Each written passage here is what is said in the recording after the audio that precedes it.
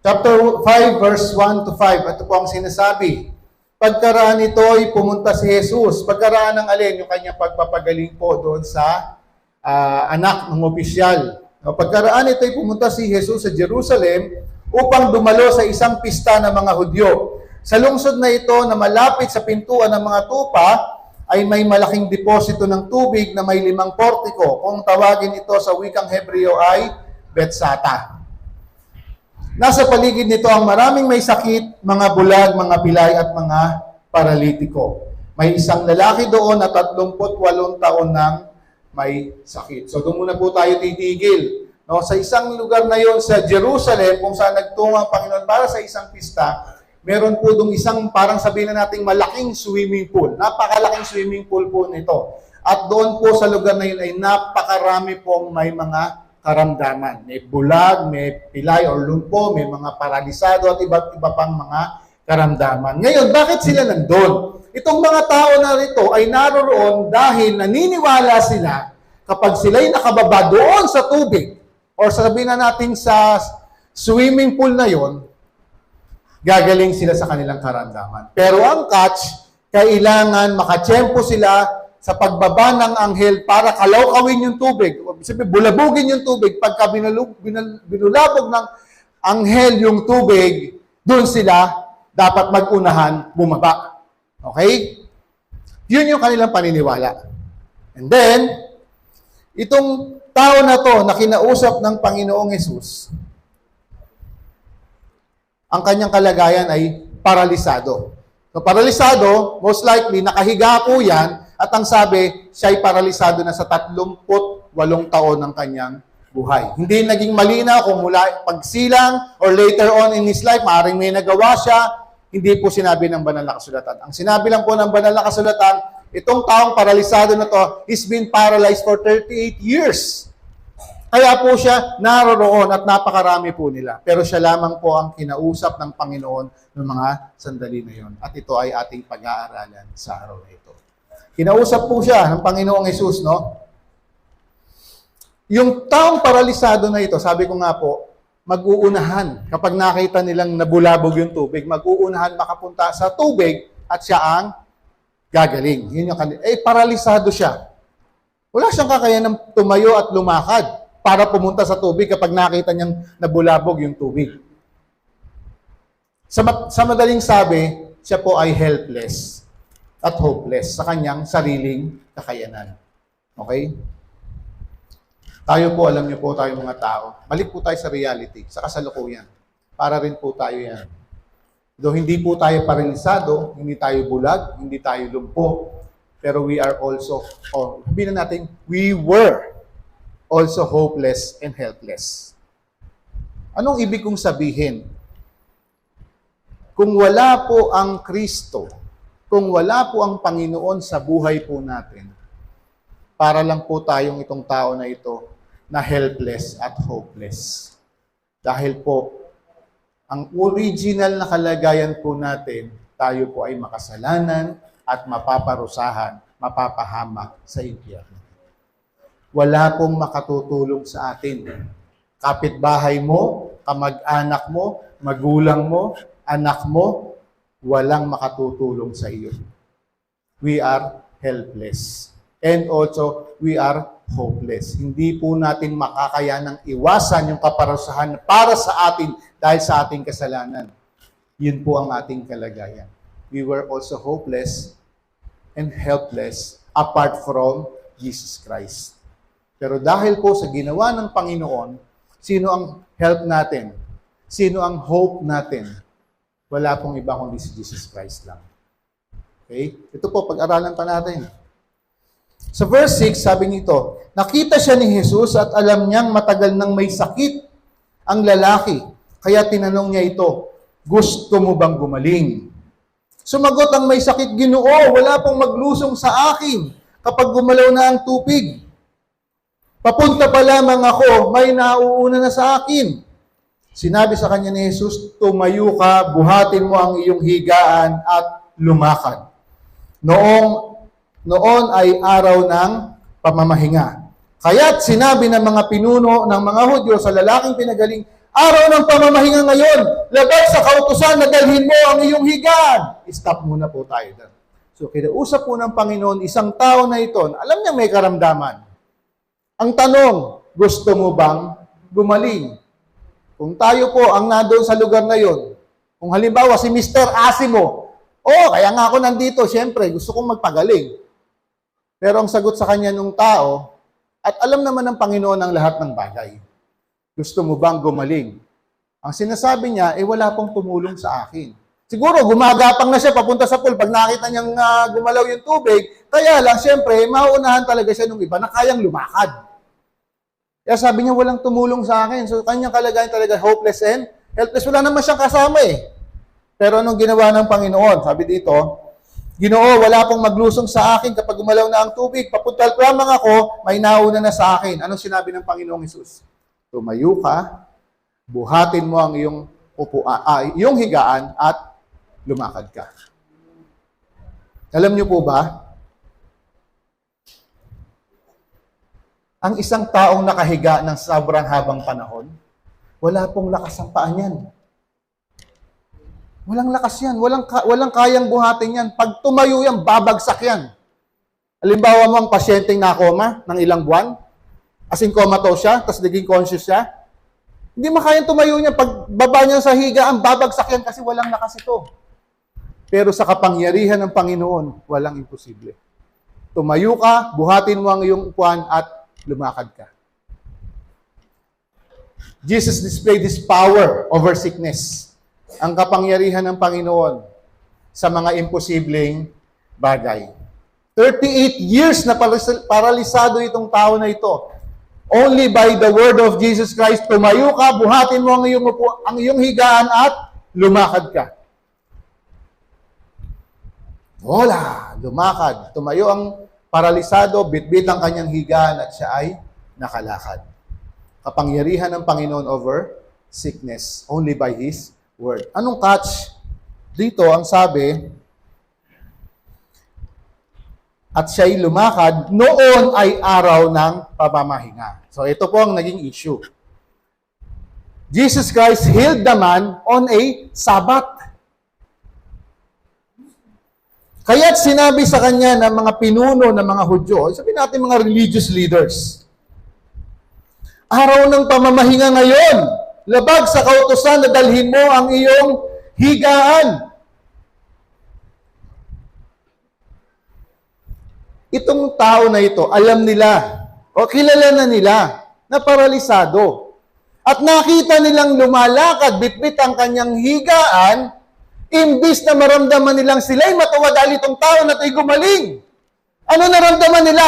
Nilalabag mo ang ating kautusan.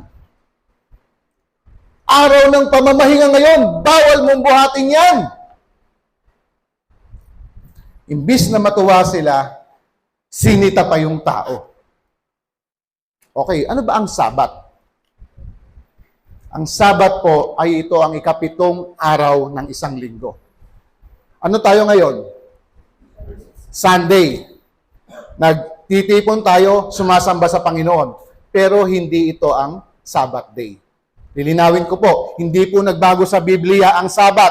Ang Sabat po ay ang ikapitong araw na dapat ilaan ang araw na ito para sa pamamahinga. Hindi po nagbago yan ever since Sabbath is a Saturday. Okay? Ngayon, saan po natin i-cross-reference yan? Babalik po tayo sa Genesis, nang nilikha po ng Diyos ang lahat. Pagtapos niyang likha, sino huling-huling nilikha ng Diyos? Si Eva at si Adan. On the seventh day, sabi dun sa Genesis, God rested. Para ito'y maging halimbawa sa mga tao. Gagawa ka sa loob ng 6 na araw, pero ikapitong araw ay ilaan mo para sa Panginoon. Pamamahinga, pangingiling para sa Diyos yan. Okay, kaya merong Sabat na iniwan ang Diyos. Okay? Ngayon, ang tanong, oo, tumigil ang Diyos on the seventh day to rest para merong halimbawa ang mga tao. Every 7th day ba tumitigil ang Diyos? Hindi. Once niya lang ginawa yun. On that first Sabbath, para lang turuan tayo na meron tayong isang araw sa isang linggo na iaalay natin dapat para sa Panginoon. Okay, dumating ang kautusan sa mga Israelita. Bahagi ng moral law o nung 10 utos na keep the Sabbath day holy. Ipangiling mo ang araw ng pamamahinga. Dapat ito'y manatiling banal para sa Diyos. Ngayon, ang naging problema po, yung mga religious leaders po, sabihin na natin in-exaggerate nila. Kasi po meron talagang utos sa Leviticus, sa first 5 books, no? May utos talaga na itong pamamahinga to, bawal ang ganito, bawal ang ganyan, bawal ang pagtatrabaho, bawal ang pagbubukid, marami pong bawal. Kaya lang po, yung pagbabawal na yon, pinalala ng mga religious leaders. Ultimo yung pagbubuhat no ginawa nung paralisado na pagbuhat niya ng kanyang higaan, hindi naman talaga originally kasama yun eh. Pero pinalala lang nila. Alam niyo po ba hanggang sa kasalukuyang panahon, may mga Hudyo, may mga Israelita. Sa present day pag araw ng Sabat, ultimo pustiso nila ayaw nilang isuot. Bakit? Pagdadala ito ng isang bagay. Okay? Nasundan nyo? Ultimo pagpindot sa butones ng elevator, hindi nila ginagawa sa araw ng Sabat. Bakit? It is considered work, yung pagpindot. Di ba? Pinalala Hindi naman ganun ang gusto ng Diyos Pinalala nila yung sitwasyon na sinasabing ang Sabat ay araw ng pamamahinga. Kaya nga sabi ng Panginoong Hesus sa kanila, kayo ba, pag may alaga kayong hayop na naibitin sa bangin, sa araw ng pamamahinga, hindi nyo ba ililigtas yan? Natural ililigtas nila kasi alaga nila yun. Kahit araw ng pamamahinga, hayaan ba nilang lumipas yung magdamag? Kung mamatay na yun, siyempre alaga nila yun, ililigtas nila. Araw ng pamamahinga. Ang tawag po doon ay hypocrisy. Napaka-hipokrito ng mga tao na ito. Kaya yung pagpapagaling ni Jesus Christ sa paralisado on a Sabbath, it is intentional para ipamukha sa kanila yung kanilang kaipokrituhan. Araw ng pamamahinga ngayon, bawal mong buhatin ang iyong higaan. Actually, wala po yun sa utos. Pinadala lang nila, kaya ang nangyari, ang mga tao ay hirap na hirap sundin ang kautosan dahil pinahirapan po nila yung mga nilalaman ng kautosan. So, araw ng pamamahinga ngayon, labag sa kautosan na dalhin mo ang iyong higaan. Sumagot siya, ang nagpagaling po sa akin, ang nagsabing buhatin ko ang aking higaan at lumakad. At siya ay tinanong nila, sino ang nagsabi sa iyong buhatin mo ang higaan at lumakad ka? Hindi naman niya kilala si Jesus Christ noon. So, ngunit hindi alam ng lalaki kung sino ang nagpagaling sa kanya sapagkat nawala si Jesus sa karamihan ng tao. Kasi alam niyo po, libo-libo po yung mga tao may karamdaman noon. At siya lang yung nilapitan at pagkatapos siyang pagalingin, iniwan na po siya ng Panginoon. Kaya hindi niya alam kung sino. Pero nag-meet po sila ulit. Sabi po dito, pagkatapos nito, nakita ni Jesus sa loob ng templo ang lalaki at sinabihan itong, magaling ka na ngayon. Huwag ka nang gumawa ng kasalanan at baka masahol pa riyan ang mangyari sa iyo. Magaling ka na ngayon, sin no more. So, kasabi ko nga po kanina, walang katiyakan kung bakit paralisado ang tao na ito. Kung pinanganak ba siyang paralisado or may nagawa siya sa buhay niya na kaya siya naging paralisado. Pero ito ay hint, sinabi ng Panginoon, huwag ka na muling gumawa ng kasalanan. Kasi kapag gumawa ka pa ng kasalanan, mas higit pa riyan ang mangyayari sa iyo. Warning na po at the same time ni Jesus Christ. Okay? Umalis ang lalaki at sinabi sa mga Hudyo, doon sa mga religious leaders, na si Jesus ang nagpagaling sa kanya. So galit na galit po sila. Bakit? Nagpagaling si Jesus Christ on a Sabbath day, which is bawal magtrabaho, bawal magpagaling, bawal magtanim, bawal gumawa, bawal lahat. Umalis ang lalaki, sinabi sa mga Hudyo na si Jesus nagpagaling sa kanya. Dahil dito, si Jesus ay sinimulang usigi ng mga pinuno ng mga Hudyo sapagkat nagpagaling siya sa araw ng pagpapahinga. Sinabi nila, ngunit sinabi sa kanila ni Jesus, ang aking Ama ay patuloy na gumagawa hanggang ngayon at gayon din ako. So sinasabi po ni Jesus Christ, ang Ama ay hindi tumitigil sa paggawa. Even on a Sabbath. at ganun din naman siya. Okay? Kaya yung sinasabi nila na hindi mo pwedeng gawin yan, Jesus Christ is the Lord of the Sabbath. Kaya gagawin niya yung kanyang nais. Okay? At hindi po, pag tumigil po ba, alam niyo ba, pag tumigil ang paggalaw ng Diyos, lahat mawawala. Lahat masisira. Sa outer space na lang po tayo tumingin. Yung mga asteroid na yan, yung araw na yan, yung pag-ikot ng ating planeta, nasa kamay po ng Diyos lahat yan. Kaya hindi po tumitigil ang Panginoon. Hindi tumitigil ang Diyos. Okay? Sabi ng Panginoong Hesus, ang aking Ama ay patuloy na gumagawa hanggang ngayon at gayon din ako. Lalo namang pinagsikapan ng mga pinuno ng mga Hudyo na ipapatay siya. Saan sila kasi nakatingin dun? Sa pagpapagaling niya on a Sabbath day. Sapagkat hindi lamang niya nilalabag ang batas tungkol sa araw ng papamahinga, sinabi pa niyang ang Diyos ang kanyang Ama, at sa gayon ay pinapantay niya ang kanyang sarili sa Diyos. Kasalanan mo na nga, nagpagaling ka na sa araw ng pamamahinga, ngayon pati yung pananalita mo parang equal ka sa Diyos Tinatawag mo siyang Ama mo? Galit na galit sila. Kaya talagang gusto na nilang mapatay ang Panginoong Hesus. Kasi ang inaano niya, he's speaking blasphemous words. Na siya'y kapantay ng Diyos, na siya'y anak ng Diyos. Tapos, yung araw ng pamamahinga, hindi niya nirespeto. Kaya galit na galit po sila. Okay? Talagang sinadya po ng Panginoon yon. Verse 19, kaya't sinabi sa kanila ni Jesus, pakatandaan ninyo na walang makagagawa ang anak sa kanyang sarili lamang. Ang nakikita niyang ginagawa ng Ama, ang siya lamang niyang ginagawa. At ginagawa ng Ama ay siya ring ginagawa ng anak. Emphasis on Him being the Son of God. Kung anong ginagawa ng Ama, yun din ang ginagawa niya bilang anak. Sapagkat minamahal ng Ama ang anak at ipinapakita sa anak ang lahat ng ginagawa niya at higit pa sa mga ito ang mga gawang ipapakita sa kanya ng Ama upang kayo ay humanga.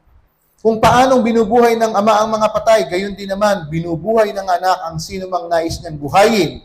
Hindi humahatol kanino man ng Ama, sa halip ay ibinigay niya sa anak ang buong kapangyarihang humatol upang maparangalan ng lahat ang anak. So, malinaw po na dapat po parangalan ng tao ang anak ng Diyos. Tulad ng pagpaparangal sa Ama, ang hindi nagpaparangal sa sa anak ay hindi nagpaparangal sa Ama na nagsugo sa Kanya. Ang sinasabi ni Jesus Christ, basically, kung hindi nyo ako kayang mahalin, hindi totoo yung sinasabi nyo mahal nyo ang Ama. Hindi totoo yan. Kung hindi nyo ako kayang parangalan, hindi nyo magagawang napaparangalan ng Diyos sa buhay nyo. Dahil siya at ang Ama ay iisa. Okay? Pakatandaan ninyo, ang nakikinig sa aking salita at sumasampalataya sa nagsugo sa akin ay may buhay na walang hanggan. Napakalinaw po. Lagi po, ang salitang pagsampalataya sa Diyos, anong bunga? Buhay na walang hanggan. Hindi na siya hahatulan, sa halip ay inilipat na siya sa buhay mula sa kamatayan. Originally, we were dead. Spiritually dead sa harapan ng Diyos. Pero tayo po ay nilipat from death to life because of Jesus Christ. Dahil sumampalataya tayo kay Kristo. Okay? Pakatandaan ninyo na darating ang panahon at ngayon na nga na maririnig ng mga patay ang tinig ng anak ng Diyos at sino mang makinig sa Kanya ay mabubuhay. Kung paanong ang Ama mismo ang pinagmumulan ng buhay, gayon din naman ang anak na binigyan niya ng ganoong karapatan. Binigyan din niya ang anak ng kapangyarihang humatol sapagkat siya ang anak ng tao. Huwag ninyong pagtakhan sapagkat darating ang oras na maririnig ng mga patay ang kanyang tinig. Sila'y muling mabubuhay. Lahat ng gumawa ng kabutihan at magkaroon ng buhay, magkakaroon ng buhay na walang hanggan at lahat ng gumawa ng kasamaan ay parurusahan. Touch po natin ng konti yung muling pagkabuhay. Kanina sa Sunday School, pinag-usapan po natin sa muling pagparito ng Panginoon sa rapture, muling bubuhayin yung mga mananampalataya na namatay na. Pero darating din po ang araw na yung mga hindi sumampalataya kay Jesus Christ ay muling bubuhayin. anong haharapin nila? Kaparusahan. Meron silang katawan, mumuling bubuhayin ng katawan. Pero itong katawan na to ay haharap sa walang hanggang kaparusahan. So meron pong magiging dalawang resurrection. Resurrection of the dead. Ito po yung mga ayaw sumampalataya. And the resurrection of the believers of Jesus Christ. Okay? Kaya po sinabi dito, sila'y muling mabubuhay. Lahat ng gumawa ng kabutihan ay magkakaroon ng buhay na walang hanggan. Huwag po natin mapagkakamalian yung gumawa ng kabutihan. Sila po yung magkakaroon ng buhay na walang hanggan. Ginawa nila ang mabuti dahil meron po silang pananampalataya sa Diyos. Hindi dahil nagpakabait lang sila. Hindi po natin maiaalis. Hindi po natin dapat iset aside na ang pananampalataya sa Panginoong Hesus upang makamtan ang kaligtasan. At ito'y magbubunga sa buhay mo na paggawa mo ng mabuti. At sabi dito, at lahat ng gumawa ng kasamaan ay parurusahan. Hindi ako gumagawa dahil sa sarili ko lamang. Humahatol ako ayon sa sinasabi ng aking Ama. Kaya't matuwid ang hatol ko. Hindi ang sarili kong kalooban ng aking sinusunod, kundi ang kalooban ng nagsugo sa akin. Kung ako lamang ang nagpapatotoo tungkol sa aking sarili, ang patotoo ko ay walang katotohanan. Di po ba pag tayo po yung nagsasabi patungkol sa ating sarili, ay ako matalino ako, napakagaling ko sa math. Napakahusay ko sa pagpapatakbo ng negosyo. Sinabi ko lang yun. Maniniwala ba kayo? Hindi, kasi walang nagpapatotoo. Natotoo yung mga sinasabi ko. Pero si Jesus Christ, later on, He will show na may mga tunay na nagpapatotoo kung sino siya. Kung ako lamang ang nagpapatotoo tungkol sa aking sarili, ang patotoo ko ay walang katotohanan. Ngunit may ibang nagpatotoo tungkol sa akin at totoo ang kanyang sinasabi. Nagpasugo kayo kay Juan at nagpatotoo siya tungkol sa akin. Di po ba nung si John the Baptist nagbabautismo sa tubig, ang dami niyang followers? Di po ba? Pero nung si John the Baptist nagpahayag patungkol kay Jesus Christ, na si Jesus Christ ay ang Kristo. Siya ang anak ng Diyos. So, John the Baptist is the first witness na sinasabi ng Panginoon sa mga sandali na yon. Nagpatotoo si John. Oo, nung siya'y nagbabautismo, lahat kayo naging hooked sa kanya eh. Pero ano sinabi ni John? Hindi siya ang tagapagligtas. Hindi siya ang Kristo. Sino? Si Jesus Christ ang pinopoint ni John the Baptist na Kristo. Okay? Nagpatotoo siya tungkol sa katotohanan. Hindi galing sa tao ang aking patotoo. Sinasabi ko ito upang kayo ay maligtas. Si Juan ay parang maningas na ilaw na nagliwanag noon at kayo'y sandaling nasiyahan sa kanyang liwanag. Ngunit may patotoo tungkol sa akin na higit sa patotoo ni Juan. Ano yon? Ang mga gawang ipinagawa sa akin ng Ama, ang siya ko namang ginaganap. Iyan ang nagpapatotoo na ako ay isinugo ng Ama. Tanong, si John the Baptist ba may ginawang miracle? Ang sagot, wala. Pero sinasabi ni Jesus Christ, to prove that I am sent by God, ay yung aking mga ginawang miracles. At marami naman na po ang nakasaksi ng kanyang kapangyarihan. John the Baptist and his miraculous signs, pangalawa. Pangatlo, sabi niya rito,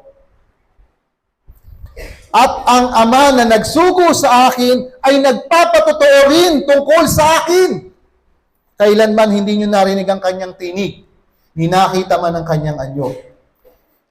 Hindi nanatili sa inyong puso ang kanyang salita sapagkat hindi kayo sumasampalataya sa isinugo niya. So, dito naman, pangatlo, ang sinasabi ni Jesus Christ, ang nagpapatotoo sa kanya, hindi lang si John the Baptist, hindi lang miraculous signs, kundi ang Ama mismo. Kailan nangyari po yan? Nang si Jesus Christ po ay binabautismohan, ano nangyari? Bago bumaba ang banal na spirito. Ito ang pinakamamahal kong anak na lubos kong kinalulugdan. Sino nagsalita? Ang Ama. Isa pa, nung transfiguration sa bundok, kasama si Peter, si James, at si John. Kaharap ng Panginoong Hesus si Moises at si Elias. Anong sabi ng Ama? Ito ang pinakamamahal kong anak na lubos kong kinalulugdan. Pakinggan ninyo siya. Ang Ama ang nagsasalita noon. Kaya sinasabi ni Jesus Christ, I'm not just witnessing for myself. Merong nagpatotoo patungkol sa akin. Si Juan, ang aking mga nagawang miracles, ang Ama na nagsabi, at siyempre, ang nilalaman ng buong kasulatan. Sabi dito, hindi na natili sa inyong mga puso ang kanyang salita, sapagkat hindi kayo sumasampalataya sa isinugo niya. Sinasaliksik ninyo ang mga kasulatan sa paniniwalang nandoon matatagpuan ang buhay na walang hanggan. Then, sabi ni Jesus Christ, ang mga kasulatang iyan ang nagpapatotoo tungkol sa akin. Okay. Doon sila nakarely. Alam niyo yung mga religious leaders, yung mga Jew, doon sila nakarely sa scriptures. Pero sinabi ni Jesus Christ, ang lahat ng pinatutukuyan dyan, ako. Tandaan nyo, nang muling nabuhay ang Panginoong Hesus, may dalawang lalaki, nakasama niya naglalakad to Emmaus, tinuruan niya. At sabi doon, tinuturo, kinausap sila, tinuro ng Panginoong Hesus sa kanila ang lahat ng patungkol sa kanya na isinulat ni Moises at ng mga propeta. Okay, so John the Baptist, the miraculous signs, God the Father, the scriptures prove who Jesus Christ is. Ang Panginoong Hesus po ay may kapangyarihan to restore everything. Kung yung paralisado na yon, napaka-imposible pang umayos siya sa 38 years na kanyang kalagayan, sa isang salita ng Panginoon, tumayo ka, buhatin mo ang iyong higaan, lumakad ka. Tayo na mga makasalanan, mapapahamak dahil sa ating mga kasalanan, inayos ng Panginoon ang ating relasyon sa Diyos. Jesus Christ reconciled us to God. Hiwalay po tayo eh. Hiwalay tayo sa Diyos eh. Kaaway tayo ng Diyos eh. Pero sinong umayos? Ang Kristo, ang Panginoon, ang umayos ng nasirang relasyon ng tao at ng Diyos. Pag-asa ang dulot ng ginawa ng Panginoong Hesus. Okay? Itong mga kausap niya, mga ipokrito, mga religious leaders, mga Hudyo, naniniwala sila na nasusunod nilang sinasabi ng kasulatan. Pero ayaw nilang tanggapin yung sinulat ni Moises na may darating mula sa kanila na tagapagligtas. Mula sa lipi ni David, darating ang tagapagligtas. Pero hindi nila pinaniwalaan. Nasa harap na nila, pero hindi nila pinaniwalaan. Alam po, ito ang nangyayari. Ang pagtanggi po sa Panginoon ay meron pong mabigat na consequence. Huwag na po tayong lumayo, pumunta na po tayo sa kasalukuyang panahon. Ang tao po, makasalanan. Mapapahamak, walang pag-asa, walang tutulong. Pero, ginawa po ni Jesus Christ, yung kanina pa natin pinag-uusapan, inialay ang kanyang sarili para tayo tubusin. Ano kailangan natin gawin? Isa lang sinasabi ng scriptures. Believe in the Lord Jesus Christ and you will be saved. Makakamtan mo ang kaligtasan pag sumampalataya ka kay Kristo. Tunay na pananampalataya. Pero ang kahihinatnan ng mga tumanggi, ng mga umaayaw kay Christ, mabigat ang consequence niyan. Walang hanggang kaparusahan. Yun po yung nakakatakot. Hindi po itinago sa atin ng Diyos ang katotohanan. Ipinaalam po sa atin ang katotohanan na tao ay may pag-asang maligtas dahil sa ginawa ni Kristo. Tanggapin mo ang regalong bigay ng Diyos, libreng kaloob ng Diyos, ang buhay na walang hanggan. Kinakailangan mo magpapako din sa krus, malatigo ka rin? Hindi. Kailangan ka ba koronahan din ng tinik? Hindi. Kailangan mo lang tanggapin na sapat yung ginawa ni Jesus Christ to save you. Sa mga buhay po natin, hindi po pinangako ng Diyos na hindi tayo dadaan sa mga problema. Sa mga pagsubok. Wala po siyang ganung promise. Okay? Kailangan po alam po natin yan. Pero sa kabila ng yon, na walang katiyakan, natutulungan niya tayo sa mga problems natin. Ano mo kagandahan nun? Kasama natin siya. Diba? Lagi natin pinag-uusapan yan. Hindi ko kayo iwan, hindi ko kayo pababayaan. Tiyak po na binigay sa atin ng Panginoon. At ang lahat po nangyayari, hindi man sagutin niya ang hinihingi natin, kasi ang kanyang nais ang dapat masunod. Yung alam niyang makabubuti sa atin Alam niya magiging pagpapalang tunay sa atin, hindi yung gusto natin. Ang ibibigay po ng Panginoon sa atin, yung alam niya na makabubuti at makatutulong sa atin. Hindi naman po tayo dapat maging insensitive. Napakarami pong ginawa ng Diyos sa buhay natin. Looking back at the years of our lives, sobrang dami po na ginawa ng Diyos. Dahil tunay po siyang mabuti. Okay? Kaya po, sa buhay po natin, bilang mga mananampalataya, bilang tumanggap ng biyaya, yung ginagawa nating pagkilala, pagmamahal sa Panginoong Hesus, pagbibigay sa Kanya ng parangal, ito'y ginagawa rin natin para sa Ama. Dahil ang sabi niya, ang magtakwil sa akin ay nagtatakwil din sa nagsugo sa akin. Ganun din, kung pinaparangalan natin ang anak, pinararangalan din natin ang nagsugo sa anak. So ito pong John chapter 5 na ito ay ang pagpapakita ng Panginoong Hesus sa kanyang authority